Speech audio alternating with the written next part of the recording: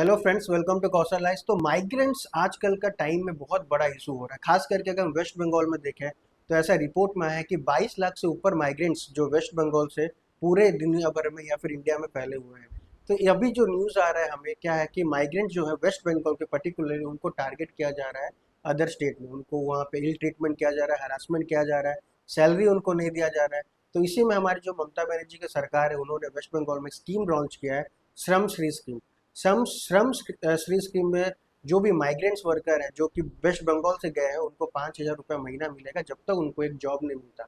इसी के साथ साथ वेस्ट बंगाल के गवर्नर ने और भी डिस्कस कर रखा है कि जो भी जितने भी सारे स्टेट के साथ एक एमओयू कर रहे हैं वो जो कि सारे स्टेट को ऑर्डर देते हैं कि वो उनका जो माइग्रेंट्स जो लेबर्स है उनके लिए प्रॉपर हाउसिंग कंडीशन रहे, प्रॉपर स्किल डेवलपमेंट सेंटर बने, प्रॉपर उनको टाइम पे वेजेस मिले।